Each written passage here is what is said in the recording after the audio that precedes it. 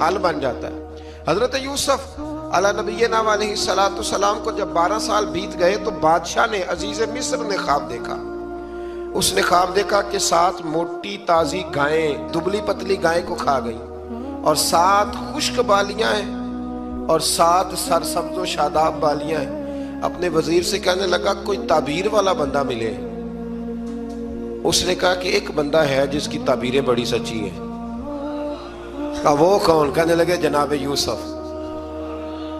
تو قید خانے میں پیغام بھیجا حضرت یوسف کو کہ خواب کی تعبیر بتائیں، تو جناب یوسف نے یہ نہیں کہا پہلے مجھے باہر نکالو، یہ نہیں فرمایا۔ فرمایا تعبیر یہ ہے، یہ 7 خشک بالیاں دیکھی ہیں نا، اس کا مطلب ہے کہ 7 سال تنگ دستی رہے گی، اور 7 سرسبز بالیاں دیکھی ہیں تو پھر 7 سال اللہ خوشحالی دے دے گا۔ اور فرمایا یہ جو تم نے گائیں دیکھی ہیں موٹی تازی وہ کھا گئی، فرمایا اس کی تعبیر یہ ہے کہ کوشش کرنا کہ جو تمہارے پاس دن یہ چل رہے ہیں جن میں سرسبز و شاداب ہے کھیتیاں، تو 7 سالوں کے لیے اناج جمع کر لینا، بالیوں کے اندر ہی رہنے دینا، باہر نہ نکالنا، اور پھر اگلے جو خشک سال ہوں گے نا، وہ یہ جو جمع پونجی کی ہوگی نا، اس کی برکت سے وہ 7 سال آسانی سے۔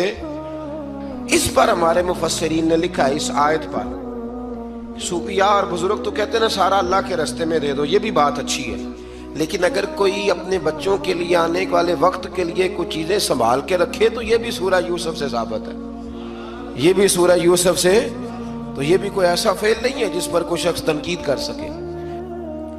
حضرت یوسف نے جب تعبیر بتائی تو بادشاہ کہنے لگا کہ انہیں باہر نکالو۔ آپ فرمانے لگے میں نہیں نکلتا بھائی۔ آپ کیوں نہیں نکلتے؟ کہنے لگے پہلے اعلان کر کے لوگوں کو بتا کہ میں بے قصور ہوں۔ وہ جو تو نے پراپوگنڈا کیا نا اپنے منہ سے اعلان کر۔ اس نے جناب زلیخا کو بلایا، ان عورتوں کو بلایا، وہ عورتیں ساری سامنے آئیں، انہوں نے گواہی دی کہ یوسف تو بے گناہ ہے۔ پر سال کتنے لگ گئے؟ اللہ اکبر، 12 سال لگ گئے۔ یقین کریں کچھ لوگوں کو یہ ثابت کرنے میں نا کہ میں ٹھیک ہوں زندگی بیت جاتی ہے، اور میں تمہارا خیر کا ہوں زندگی بیت جاتی ہے۔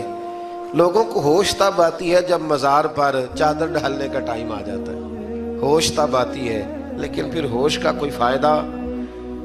12 سال کے بعد بادشاہ نے ان کو بلایا اور کہنے لگا کہ یہ جو خواب میں نے آپ کو سنایا اب کرنا کیا ہے؟ تو حضرت یوسف کہنے لگے تم سے کچھ بھی نہیں ہوگا، اگر کچھ کرنا ہے تو پھر یہ خزانے کی ذمہ داری میری لگاؤ، اگر کوئی قابل